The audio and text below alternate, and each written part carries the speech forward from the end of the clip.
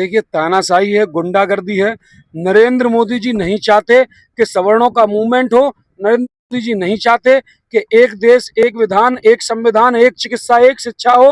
वो नहीं चाहते कि यहाँ पर समान विचारधारा के साथ पूरा देश एक तरीके की लड़ाई लड़े, एक साथ रहें, मिलकर रहें। और न वे ये चाहते कि यहाँ पर गरीब मजदूर आदमी है वो ऊपर बढ़े, क्योंकि जब तक बंटवारा नहीं होगा ऐसे नेता अपने आप की कुर्सी को कैसे बचा पाएंगे। जितना समाज बटेगा उतनी ही राजनीति सक्षम हो पाएगी। इसलिए ये लोग सवर्णों को अवसर ही नहीं देना चाहते कि वे अपनी शक्ति दिखा पाए। और पर लेकिन सवर्ण समाज जागरूक हो रहा है। आप देख रहे होंगे, कल भी हजारों की संख्या में लोग थे और आज भी हजारों की संख्या में लोग आए और लगातार दिल्ली पुलिस डिटेन कर रही है, लेकिन लोग नहीं रुक रहे। सर, पर वो डिटेन कर क्यों रहे? क्योंकि सीजेपी में हमने ऐसा नहीं देखा था, और जो हमने देखा भी था तो वो बहुत टाइम बाद, 1 महीने बैठने ऐसा कुछ हुआ था। पर इधर तो एक दिन में ही पुलिस ने इतना ले लिया, लोगों को झुकने ही नहीं दे रही है। मैं आपको यही बता रहा हूँ, बीजेपी सरकार सवर्णों की घनी विरोधी है। पर जो सवर्ण है वो बीजेपी की हाँ, कट्टर वोटर है। हाँ, यही मैं उनको, वो क्यों अगेंस्ट? हाँ, वो चाहते हैं कि ये जो कुत्ता है, ये जो सवर्ण है, वो हमारा कुत्ता बन के रहे। हम उससे कहें कि यहाँ भौंक तो वहां भौंक। ये हिंदुत्व का जो स्लो पॉइजन है, इस चरस को ये खाता रहे और जब हम कहें तो यहाँ पर हमारे हिसाब से काम करता रहे। अगर वो अपने अधिकारों की बात करेगा तो उसको कोई भी अनुमति बैठने की या अपने अधिकारों की आवाज उठाने की नहीं मिलेगी। उसको मिलेगी तो केवल एक लाठी या जेल। इसलिए मैं बता रहा हूं कि इस सरकार के सामने अभी हमें और बड़ी मजबूती के साथ लड़ना होगा। इसीलिए हम संविधान की सुरक्षा के लिए जा रहे हैं, वहां से अनुमति मांगेंगे। कल मेरी भूख हड़ताल शुरू थी, लेकिन उन्हें जब लगा कि यहाँ पर पहले ही मूवमेंट पे, पहली ही मांग पर 8 से 10 हजार लोग आए हैं, तो हो सकता है कि अगर इनकी भूख हड़ताल चलती है तो पंकज धवरिया के पीछे हजारों की संख्या में, लाखों की संख्या में दिल्ली में लोग सारे प्रदेशों से कूच करेंगे।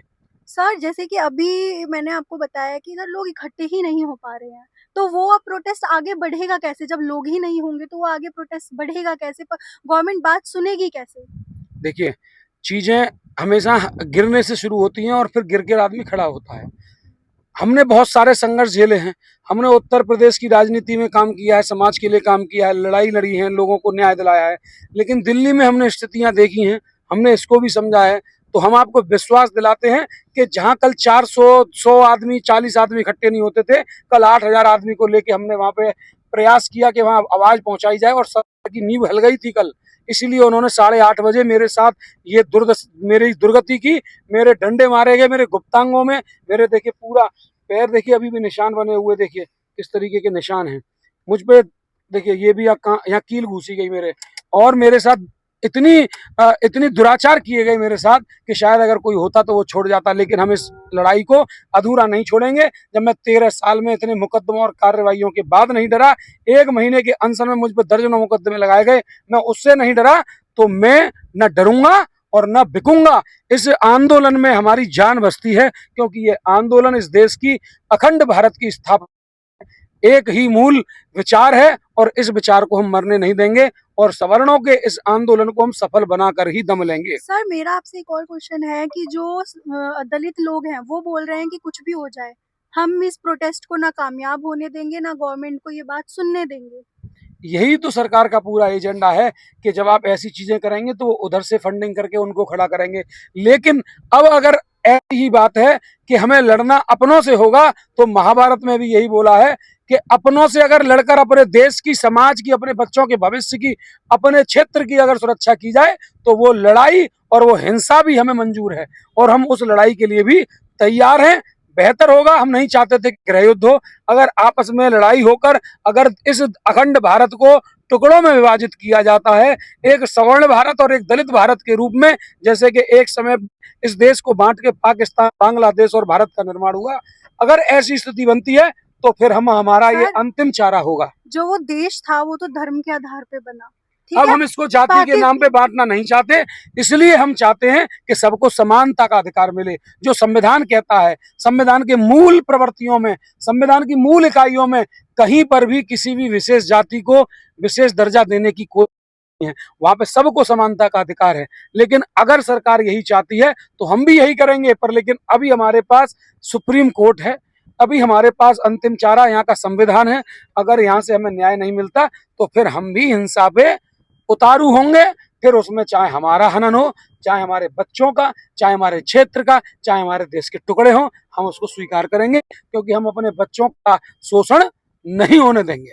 सर जैसे कि आज जो है प्रोटेस्ट में कुछ नहीं हुआ, लोग आ रहे थे और जा रहे थे, पुलिस क्योंकि रुकने ही नहीं दे रही थी, लेकिन कल हमने अलग देखा। तो अब आपका कल का क्या दिशा है, कल आपने क्या सोचा देखिए, है? अभी हमारे किसी भी पदाधिकारी से वार्ता नहीं हो पाई। अभी हम यहाँ नई टीम गठित कर रहे हैं, क्योंकि अभी आप लोगों ने कुछ बताया था तो कुछ हमारे खबर में आई, सुनवाई में आई।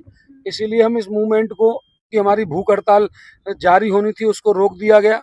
तो उस भूख हड़ताल को भी हमें शुरू करना है अपनी को, क्योंकि हमें आवाज पहुंचानी है अपने संसद तक कि हमारे लोगों की पीड़ा है उसको आप सुनिए। आप माई बाप हैं, आप क्षेत्र के चुने हुए प्रतिनिधि हैं, आप हमारी भी बात सुनिए।